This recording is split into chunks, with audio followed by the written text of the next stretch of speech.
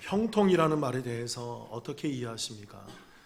제가 사전을 좀 찾아보니까 이런 식으로 표현되어 있더라고요.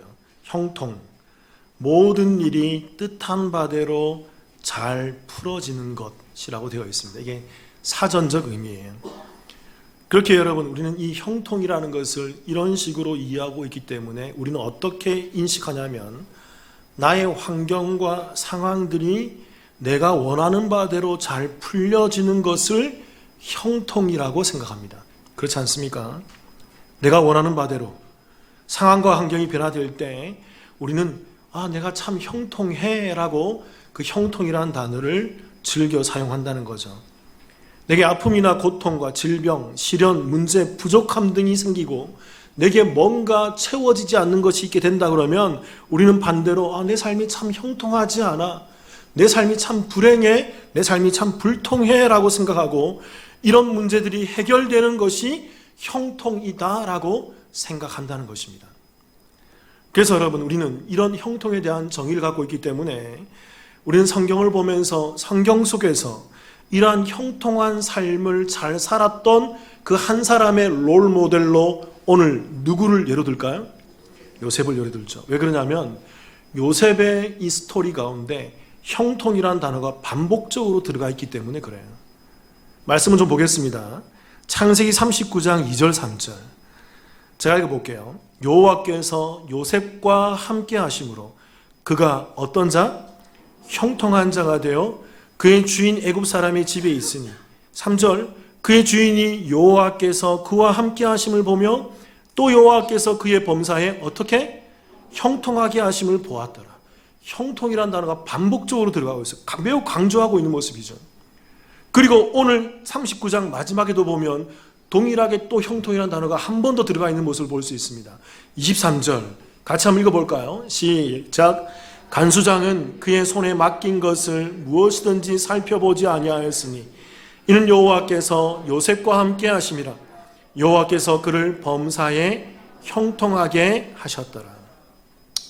그러니까 요셉이 노예 생활을 살았습니다. 노예 생활을 살았지만 그가 성실하고 정직히 잘 행하자 그를 가정총무로 삼았어요. 그 주인이. 그래서 그 가정총무로 삼아서 성경은 얘기해요. 그가 형통한 자가 되었다. 또 하나, 요셉이 누명을 쓰고 이번에는 감옥에 가게 되죠. 정말 사망의 음침한 골짜기와 같은 감옥 생활을 하게 되지만 또 감옥에서도 성실하고 정직하게 행하자 이 감옥을 총괄하는 감옥의 총무가 되어서 또 요셉이 형통한 삶을 살았다라고 성경이 얘기하고 있어요. 그리고 우리가 잘 알듯이 나중에 요셉이 감옥을 탈옥이 아닌 추록하고 감옥을 추록하고 난 다음에 그가 애굽 왕의 바로 밑에 있는 1인 지하 만인 지상의 자리인 애굽의 총리 대신의 자리에 올라가서 그가 또 한 번 형통의 삶을 경험하게 되는 것이지요. 우리는 이렇게 이해하고 있습니다. 요셉이 여러 가지 환경과 상황 가운데 있었지만 참으로 그가 불행하고 참으로 그가 불통한 그런 삶 가운데, 그런 환경 가운데 있었지만 그 환경과 상황들이 결국에는 잘 풀어지더라는 것입니다. 잘 풀어지고 해결되어서 결국에는 요셉이 매우 형통한 삶, 범사가 형통한 자로 이렇게 성경에 기록되어 있더라는 거예요. 그래서 우리는 요셉의 이야기를 이렇게 인식하고는 많은 성도님들, 저와 여러분들이 이 어려운 환경과 내게 있는 여러 가지 힘든 상황들을 직면하게 될 때마다 이렇게 기도하잖아요. 하나님, 나도 요셉처럼 형통한 삶을 살게 해 주옵소서. 나도 요셉처럼 그렇게 범사가 형통하는 그 형통을 경험하게 해 주옵소서라고 우리가 기도하며 소망하며 하나님께 무릎 꿇지 않습니까? 그게 오늘날 교회들의 기도 제목이지 않나요? 왜 그럴까요? 이들은 오해하고 있어요. 저와 여러분, 저도 그렇고 여러분도 오해하고 있어요. 형통이 그저 사전적 의미로 형통이 상황과 환경의 변화라고만 생각하기 때문에 우리가 그런 잘못된 인식과 잘못된 기도 가운데 있다는 것입니다. 여러분, 만약 요셉이 형통한 삶이고 우리가 하나님 내게 요셉처럼 형통한 삶을 주옵소서라 그러면 저와 여러분은 이제부터 어디로 가야 돼요? 어디로 팔려가야 돼요? 여러분, 그런 기도 함부로 하는 게 아니에요. 노예로 팔려가요. 여러분 자녀가 노예로 팔려가야 돼요. 내가 노예로 그리고 노예로 팔려갔는데 거기서 끝나는 게 아니죠. 누명까지 써야 돼요. 누명이 해결되지 않고 또 어디까지 가야 돼요? 감옥까지 가서 언제 헤어날 수 없는 무기징역수가 되어버린다. 사형받아도 항변할 수 없는 그 지경까지 가는 게 요셉의 일생이고, 성경은 그게 뭐다? 그게 형통이다 얘기하는 거예요. 나중에 여러분 잘 보세요. 애굽의 총리 대신 올라간 것만이 아니라 그 노예 생활과 감옥 생활이 있을 때 요셉이 형통했어 라고 얘기한다고요. 그렇기 때문에 여러분, 우리가 이 형통이라는 성경적 용어를 제대로 이해할 필요가 있습니다. 과연 성경이 말하는 형통이 무엇일까요? 오늘 성경이 말하는 요셉의 형통의 비결이 무엇일까요? 첫 번째는 따라해 보겠습니다. 하나님의 함께하심. 그러니까 하나님이 나와 함께하는 게 뭐다? 그게 형통이다. 그러니까 환경과 상황의 변화가 아니란 말입니다. 내게 있는 이 어려운 환경과 내게 있는 불행한 이 상황, 내게 도저히 뚫을 수 없는 여러 가지 내가 한계를 경험하고 있는 이 문제들이, 이게 나의 불행과 나의 악함이 아니라는 거예요. 나의 이런 불통이 아니라는 거예요. 그것 때문에 내가 불행한 게 아니라는 것입니다. 무엇 때문에 내가 불통하고 무엇 때문에 내가 불행할까요? 누가 나와 함께 하지 않기 때문에? 그 비결을 아셔야 돼요. 창세기 39장 2절 3절을 자 다시 한번 읽어드릴게요. 잘 보세요. 여기에 숨겨져 있는 그 비결을 39장 2절 3절 제가 읽어볼게요. 여호와께서 띄워주세요. 39장 2절 3절 띄워주세요. 제가 읽어볼게요. 여호와께서 요셉과 함께 하심으로 그가 형통한 자가 되어 그의 주인 애굽 사람의 집에 있으니, 그가 형통한 사람이 되었는데 누구와 함께 함으로 요셉이? 여호와께서 누구와? 요셉과 함께 하시니까 그가 뭐한 자가 되었다? 형통한 자가 되었다. 여기에 강세가 있다고요. 그 3절 보세요. 그의 주인이 여호와께서 그와 요셉과 함께 하심을 보며 또 여호와께서 그의 범사에 형통하게 하심을 보았더라. 요셉이 누구와 함께 하는 걸 보았다고요? 하나님과 함께, 여호와와 함께 하는 것을 그 주인 보디발이 보일 정도라는 것입니다. 요셉이 그 속에 노예로 살고 있었다고요. 형들의 배신에 의해서 노예로 팔려가서 정말 7일 떠는 그 삶을 살았다고요. 그런데 그 환경에 옥죄어 오는 그 환경이 문제가 아니라 그 어렵고 힘들고 그 정말 죽을 것 같은 그 상황 가운데에도 요셉이 그 속에서 누구와 함께 했어? 하나님과 함께 했다는 것입니다. 그 하나님과 함께한 그 자체가 형통의 요체라는 거예요. 형통의 비결이라는 거예요. 그래서 여러분, 많은 성도들이 자신의 어려운 환경과 상황에 직면하게 될 때마다 나도 요셉처럼 살았으면 좋겠습니다라고 기도해야 될 것이 아니라 그들이 뭐라고 기도해야 돼요? 하나님 나와 함께해 주옵소서. 하나님 나와 함께해 주옵소서. 이게 오늘 성경을 제대로 본 자들의 기도 제목이 되어간다는 거예요. 질문 드려보겠습니다, 여러분. 그래서 중요한 질문 하나 드려볼게요. 요셉의 형통 속에서 발견되어지는 것이 무엇입니까? 우리가 가만히 들여다보면, 제가 좀 전에 살짝 힌트를 드렸지만, 요셉이 형통했지만 하나님이 그와 함께 하셨어. 그래서 요셉이 형통했어. 그 주인이 보아도 요셉이 하나님과 함께해. 그래서 요셉이 하는 일이 다 형통했어. 그렇게 요셉이 형통했지만 여전히 요셉의 신분은 뭐예요? 그렇죠, 노예예요. 우리가 생각하는 일반적인 형통은요, 상황과 환경의 변화이기 때문에 요셉이 형통한 자가 되기 위해서는 그는 뭐가 회복돼야 돼요? 그의 노예 신분이 회복되고 그의 아버지 야곱의 집에 찾아가서 아버지 저 왔어요 하고 그의 살아있음을 증명하며 아버지의 아들로 다시 입적되는 것이 요셉의 형통이지 않습니까? 우린 그걸 형통이라고 얘기하지 않나요?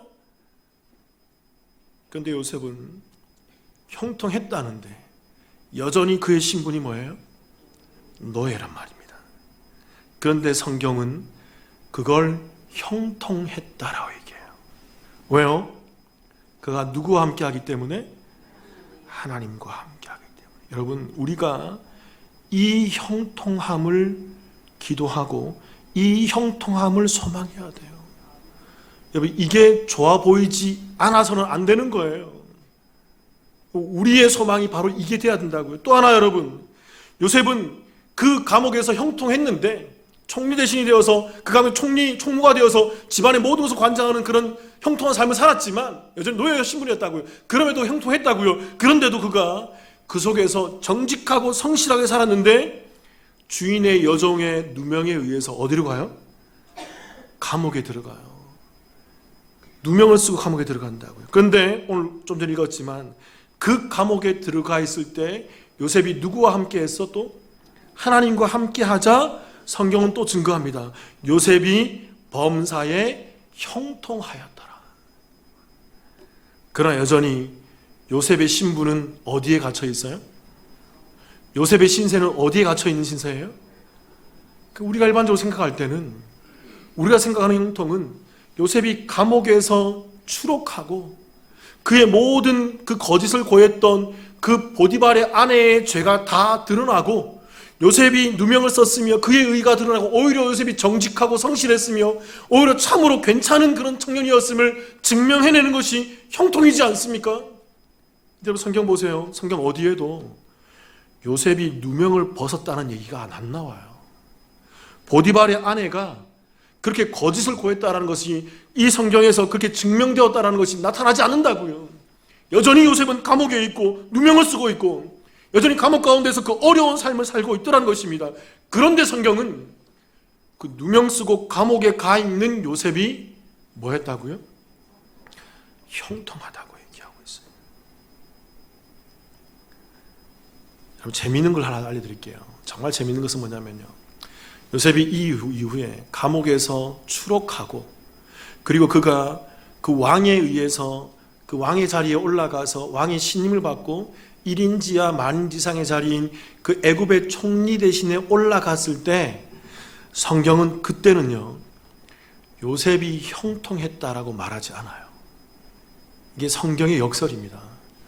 참 재밌어요 여러분. 성경을 보면 우리가 생각하는 형통은 요셉이 이 모든 어려운 그 노예와 억울한 누명에 의해서 감옥에 들어가서 그가 그 모든 것을 벗겨내고 그 총리 대신이 되었을 때 그 위대한 자리에 올라갔을 때 성경이 그 적절한 순간에 요셉의 삶이 형통했어 라고 말하면 우리가 참으로 이해하기 쉽잖아요 여러분.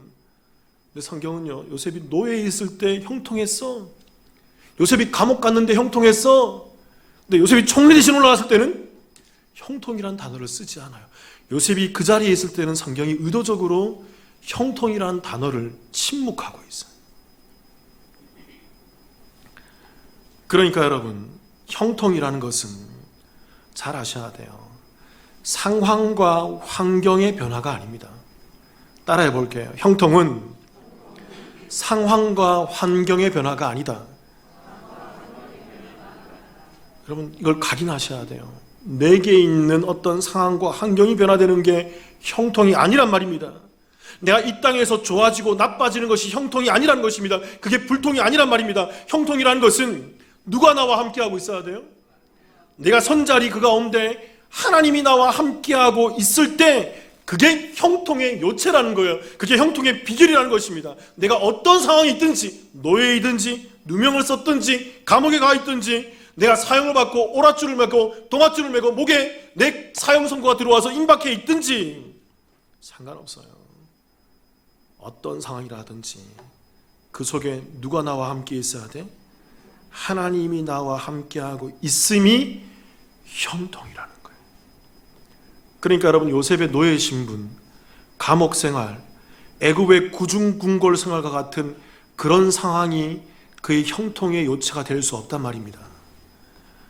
그래서 내가 그 어디에 있든지 내가 선자리 가운데 내가 사망의 음침한 골짜기로 갈지라도 다윗의 고백이잖아요. 주께서 나와 어떻게 하심이라? 함께 하심이라. 그 하나님이 사망의 음침한 골짜기에 있는 나와 함께 할 때 나는 그 하나님 때문에 나는 소망을 삼을 수 있고 하나님 때문에 나는 희망을 얻을 수 있고 그 하나님 때문에 내가 어떠하든지 간에 형통함의 그 놀라운 비결을 누릴 수 있게 된다는 것입니다. 그래서 찬송가에도 있잖아요. 내 주 예수 모신 곳이 그 어디나 하늘나라. 초가집이라 하더라, 기와 대궐 같은 궁궐이라 하더라도 거기에 하나님이 없으면 거기가 지옥이에요. 우리가 배우잖아요. 하나님의 나라, 바실레이아의 그 정의는 무엇입니까? 지역, 땅의 개념이 아니라 그랬잖아요. 주권과 통치의 개념이라고 그랬잖아요. 그래서 여러분, 천국이 천국일 수 있는 유일한 한 가지, 그곳에 누가 계셔? 하나님이 계시기 때문에 천국이에요. 지옥이 지옥일 수 있는 유일한 한 가지, 그곳에 누가 안 계셔? 하나님이 없기 때문에 거기가 지옥인 거예요. 그래서 여러분, 이 땅, 우리가 살고 있는 이 땅이 천국과 지옥이 공존한다고 그랬잖아요. 그래서 이 땅에 하나님을 경험하고 있는 사람들이 천국 시민, 하나님의 백성, 천국을 사는 삶이고, 그들이 이 땅에서 하나님이 없는 자, 그들이 아무리 잘 살아도, 아무리 그들이 좋은 위치와 좋은 성취를 이루어도 그들 삶 가운데 하나님이 없어. 그것이 뭘까요? 잘 사는데 지옥이에요. 여러분, 좋은 건 누리는데 지옥이라고요. 좋은 것 먹고 좋은 것 타고 좋은 것 입고 아주 대울 같은 집에 사는데 거기가 지옥이란 말입니다. 누가 없기 때문에? 하나님이 없기 때문에. 여러분, 요셉이 17세의 노예로 팔려갑니다. 그리고 요셉이 총리 대신으로 등극하는 나이가 몇 살이라고요? 30세라고요. 예수님과 닮아있다고 그랬잖아요, 제가. 30세인데. 그렇기 때문에 요셉이 노예 생활과 감옥 생활을 한 횟수가 몇 년이 될까요? 30 빼기 17 하면 몇 년이 됩니까? 13년간. 그 신학자들이 일반적으로 얘기할 때 요셉의 노예 생활은 아마도 한 10년쯤 했을 것이다. 성경을 비춰볼 때. 그 요셉이 감옥에 간 시간들은 아마 2년에서 3년, 약 2년이 좀 넘을 거다. 이렇게 그 성경으로 추론을 하는 것입니다. 근데 요셉의 이 노예 생활과 감옥 생활 13년의 기간에 대해서 성경이 한 단어로 표현하고 있어요. 시편 105편 17, 18절입니다. 제가 읽어볼게요. 이런 말씀이 있습니다. 그가 한 사람을 앞서 보내셨으며 요셉이 종으로 팔렸도다. 18절에 보면 이런 말씀이 있어요. 요셉이 종으로 팔려갔는데 18절, 그의 발은 착고를 차고 그의 몸은 쇠사슬에 매었으니. 요셉의 발에 착고, 이 착고는 족쇄입니다. 영화에 보시면 아주 넙직한 그 족쇄의 다리를 딱 발목을 잡는 게 있잖아요. 그게 그 착고예요. 그 착고를 차고라고 되어 있는데, 이 차다란 말이 히브리어로 이게 아나란 말이에요. 이게 점령되다, 누르다, 괴롭히다, 압박하다라는 뜻이 있어요. 그러니까 여러분, 저와 여러분이 영화 속에서 보이는 그 착고는 잘못 보는 거예요. 영화 속에서 우리가 보는 노예들이 차고 있는 착고는 뭡니까? 헐렁하잖아요. 그래서 찰칵찰 소리 나잖아요. 아니에요, 여러분. 실제로 고대 사회에서 착고는요, 발목보다 작아요. 발목보다 작은 걸 억지로 쪼아서 채워놓아요. 왜 그럴까요? 움직이면 더 쪼여오도록. 그게 노예들이 신고 있던, 차고 있던 착고의 모습이에요. 그래서 도망가지 못하도록, 움직이면 도망가니까 절대 움직이지 못하도록 딱 채우는, 그게 착고란 말입니다. 그리고 여기 보니까 105편 18절에 보니까 그의 발은 착고를 차고 그의 몸은 쇠사슬에 매였으니 할 때, 그의 몸은 쇠사슬로 칭칭 매여 있는데, 매였다는 말이 이게 뭐냐면 히브리어로 이게 보라는 말인데, 이 말이 들어가다, 침범하다, 사로잡히단 말이에요. 역시 차다른 말과 동일한 단어인 것입니다. 무슨 말이냐면 요셉이 쇠사슬을 차고 있는데 헐렁하지가 않아요. 꽉 조여놔요. 완전히 있는 힘껏 조여놔요. 이렇게 뺑뺑 돌려서, 이렇게 나무를 대고 돌려갖고 쫙 조여서 움직이면 어떻게 할까요? 이 쇠사슬 때문에 쇠사슬이 살을 파고 들어오는 거예요. 살을 에어 들어오는 거예요. 요셉의 노예 생활과 요셉의 감옥 생활이 이랬어요. 그런데 여러분, 성경은 이러한 요셉의 13년의 그 생활이 뭐 했다? 형통했다라고 얘기해요. 왜요? 여러분 잘 아셔야 돼요. 성경이 말하는 형통은 착고가 풀리고 쇠사슬이 풀리는 게 아니에요. 우리의 문제와 상황들이 해결되고 내게 뚫리지 않는 어떤 어려움이 해결되는 게 형통이 아니란 말입니다. 성경이 말하고 있는 형통의 정의는 상황과 환경의 변화가 아니라, 비록 내가 착고를 차고 있어도, 비록 내가 쇠사슬에 매여 있어도, 사도 바울과 신라가 그 감옥에 매여서 그렇게 어려운 고통 가운데 있다 할지라도 그곳 가운데 누가 함께 하셔? 하나님이 함께 하실 때 그 사람이 형통한 사람이 되는 거예요. 질문 드려볼게요, 여러분. 오늘 저와 여러분의 가정은 형통한가요? 정말 형통하십니까? 여러분의 자녀가 형통하나요? 저는, 여러분은, 우리 남북교회는. 요셉의 형통의 비결이 무엇일까요? 성경은 무엇이라 설명할까요? 두 번째는 따라해 보겠습니다. 하나님의 뜻.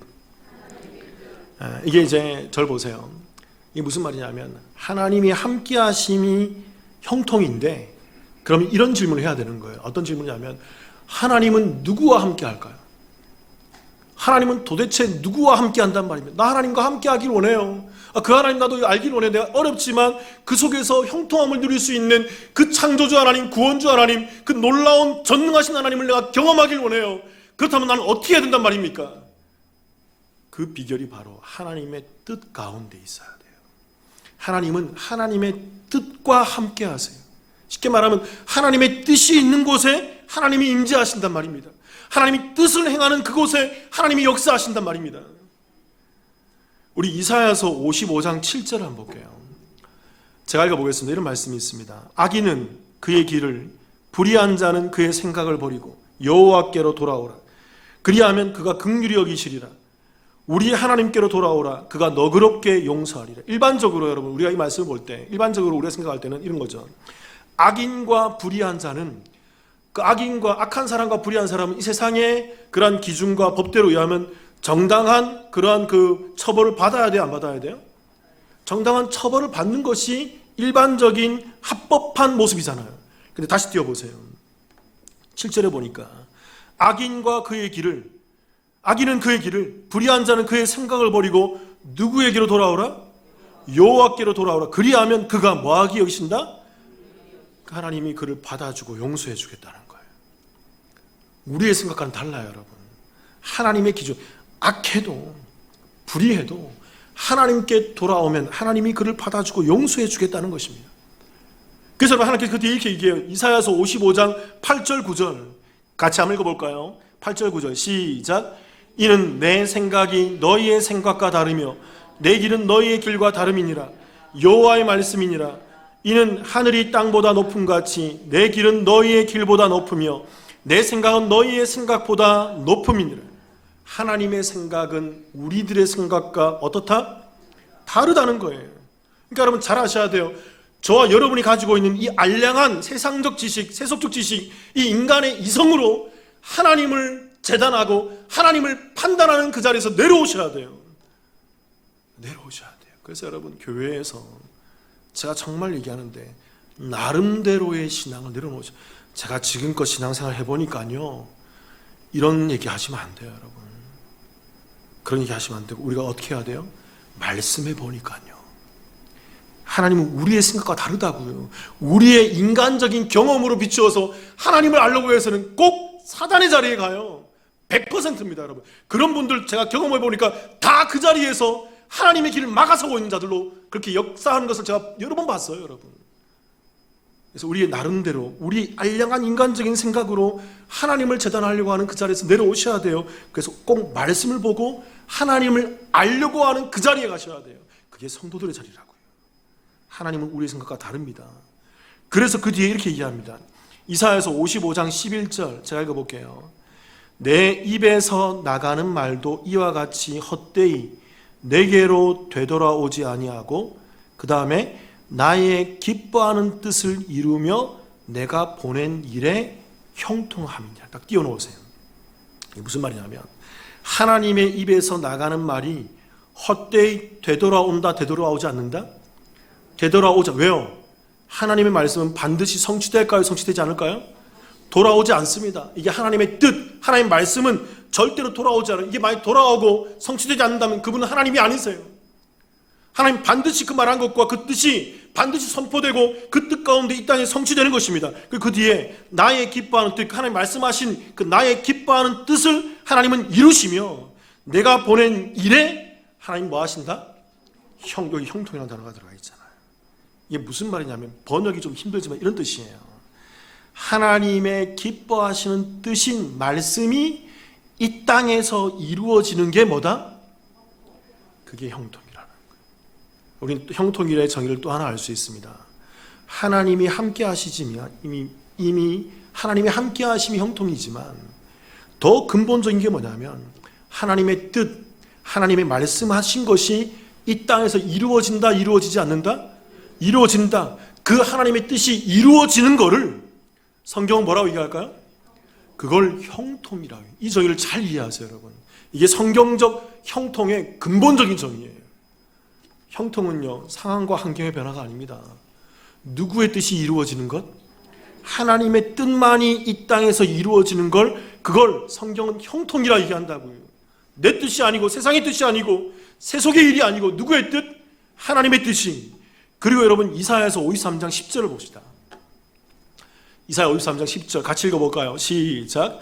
여호와께서 그에게 상함을 받게 하시기를 원하사 질고를 당하게 하셨은즉 그의 영혼을 속건제물로 드리기에 이르면 그가 씨를 보게 되며 그의 날은 길 것이요 또 그의 손으로 여호와께서 기뻐하시는 뜻을 성취하리로다. 띄워놓으세요. 역시 여러분 이게 예수님에 대한 예언의 말씀이에요.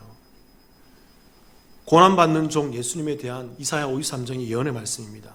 여호와께서 그에게, 예수님이에요, 그에게 상함을 받게 하시기를 원하사 질고를 당하게 하셨으니, 이게 무슨 사건입니까? 십자가 사건이죠. 그래서 그 십자가 사건을 말하면 예수님의 영혼이, 예수님의 그 일이 속건제물, 이게 죄를 사하는 제물이거든요. 속건제물로 바쳐지게 되었다는 것입니다. 근데 재밌게도 여러분 그 뒤에 보세요. 속건제물로 드리기에 이르면 그가 뭐를 보게 되면? 이 씨가 무슨 씨예요? 어디서부터 흘러오는? 창세기 3장 15절부터 흘러오는 여자의 후손, 그 언약의 씨. 그래서 아브라함, 이삭, 야곱, 유다로 흘러오는 그 씨. 그래서 다윗으로 지나서 예수 그리스도로 말미암는 실체인 그 씨로 우리 가운데 보게 된다는 것입니다. 그래서 그의 날은 길 것이, 그의 날이 영원한, 그 씨로 말미암아 그 백성들이 영원을 살게 된다는 거예요, 여러분. 그 뒤에 또 그의 손으로 말미암아 여호와께서 기뻐하시는 뭘 성취한다? 그러니까 여러분 이게 이런 거예요. 하나님께서 그 어린 양 예수의 그 일을 통해서 구원의 일을 진행해서 그 일을 진행하시는데 그게 하나님께서 기뻐하시는 뜻이라는 거예요. 그래서 그 일이 성취된다는 것입니다. 여러분 이 하나님이 기뻐하시는 일이 오늘 이사야서 53장 10절에 보면 누가 이 땅에 와서 뭘 지는 거? 예수님이 이 땅에 와서 뭘 지는 거? 십자가를 지는 구원을 말하는 거예요. 그러니까 따라해 볼게요, 여러분. 하나님의 뜻은 구원이다. 하나님의 뜻이 뭡니까? 우리 교회 성도님들 저한테 이제 질문하시면 안 돼요. 자, 이건 누차 말했습니다. 성경에 써 있다고요. 여러 구절 써 있다고요. 하나님 뜻이 뭡니까? 다시 질문 드려볼게요. 하나님 뜻이 뭡니까? 구원이라고요, 여러분.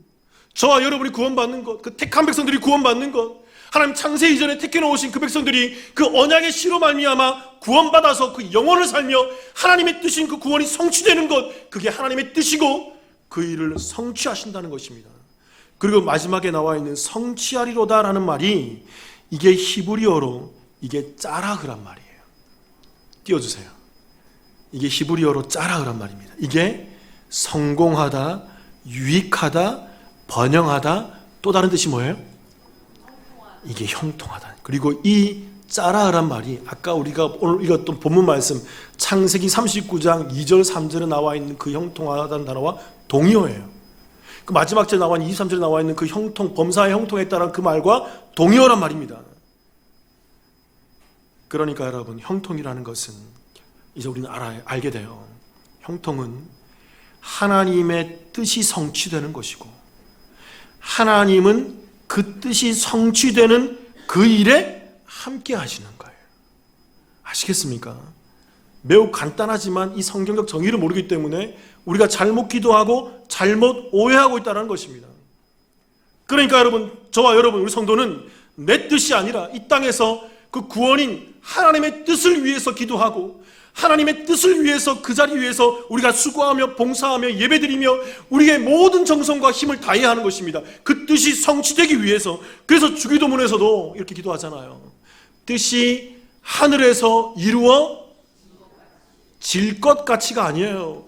이미 이루어진 것 같이, 완료태라고요, 여러분. 이미 그 뜻이 이루어져 있다고요, 하늘의 뜻이. 그 뜻이 뭐라고요? 하나님의 뜻이 뭐라고요? 구원. 그 구원이 하나님의 뜻이 이루어져 있다. 그래서 우리는 어떻게 기도해야 돼요? 땅에서도 이루어지게 해주세요 라고 기도해야 되는 게 우리의 기도예요, 여러분. 간혹 이렇게 묻는 성도들이 목사님 기도 어떻게 기도해야 될지 모르겠어요. 이거 주세요, 저거 주세요, 이거 주세요 하지 말라고 하니까 목사님 이제 기도할지 모르겠어. 뭘 기도할지 모르겠어. 기도의 문이 닫혀요. 잘못 배웠기 때문에 그렇습니다. 지금까지 우리가 뭘 위해 기도해야 돼요? 하늘에 이루어진 하나님의 그 뜻, 그 구원, 하나님 구원이 내게 이루어지게 해주세요. 성취되게 해주세요. 성화되게 해주세요. 내 자녀가, 내 배우자가, 우리 교회가, 이 땅에 있는 주의 백성들이, 택자들이 구원받고 나오게 해주세요. 예수님 이 땅에 오셔서 그 구원의 완성이 이루어지게 해주세요. 새하늘과 새 땅 이 땅에 도래하게 해주세요. 기도할 게 너무나 많아요, 여러분. 나의 구원과 내 가족과 내 주변 사람들을 위해서 기도할 때 하나님의 그 나라와 그 일을 위해서 기도할 일이 너무나 많다고요, 여러분. 왜 기도의 입이 닫힌단 말입니까? 성경을 모르기 때문에 그렇죠. 말씀을 잘못 배웠기 때문에 그렇죠. 그래서 여러분, 성도는요, 이 땅에서 하나님의 뜻인 그 구원이 이루어지는 것을 소망하고 그 구원으로 인해서 기뻐하는 자들이 되어야 하는 것입니다. 왜요? 하나님의 뜻이기 때문에, 하나님 그 뜻 가운데 하나님 함께 하시기 때문에. 자, 이제 그렇다면 여러분, 전체를 잘 정리해 드리겠습니다. 이제 매우 중요한 질문 해볼게요. 이런 겁니다. 오늘 요셉이 노예로 팔려가고 누명을 써서 감옥에 들어가서 애굽의 총리가 되는 이 모든 과정이 누구의 뜻일까요? 왜요? 이게 구원사기 때문에 그렇습니다. 여기에 비결이 있어요. 요셉은요, 형들에 의해서 애굽으로 팔려가야만 돼요. 아시겠습니까? 이 당위성을 아시겠습니까? 그리고 노예 신분으로 있으면 안 돼요. 그는 감옥 가야 된다고요, 여러분. 감옥에 누가 있어요? 감옥에 두 사람 있잖아요. 누가 있어요? 술 맡은 관원장과 떡 맡은 관원장이 있잖아요. 그 사람에게 가서 그 꿈을 해몽해줘서 그 중에 한 사람이 바로왕에게 가고, 그 바로왕에 의해서 요셉이 불림을 받고 그 꿈을 해몽해주면서 요셉이 총리 대신 올라가야 돼요. 그래야만 이스라엘, 야곱과 그 아들 형제들이 이 애굽의 고센 땅에 들어와서 요셉 이후에 430년 뒤에 뭘 진행하게 돼요? 모세라는 인물을 통해서 출애굽을 진행해서 홍해, 침례를 지나 광야의 인생을 살고 가나안 땅에 들어가게 되는 그 구원사를 진행하는 허브 역할로 누가 쓰임받아요? 요셉이 쓰임받고 있는 거예요. 그래서 여러분, 요셉이 노예로 갔는데 하나님이 함께 할 수밖에 없어요. 아시겠습니까? 무슨 말인지. 요셉이 거기서 누명받고 거기서 감옥 들어갔는데 하나님 함께 할 수밖에 없다. 그 길이 누구의 뜻이기 때문에? 하나님의 뜻이 구원을 진행하기 위한, 앞으로 대서사실을 진행하기 위한. 그래서 요셉이 거기서 만나서 그렇게 해서 결국에는 애굽의 그 왕에게 가서 그 총리 대신에 가야 된다고요. 총리 대신에 올라간 그 자리가 형통이 아니라 구원사 가운데 하나님의 뜻이 구원을 진행하는 그 일 가운데 요셉이 쓰임받고 있기 때문에 그게 형통이라는 거예요.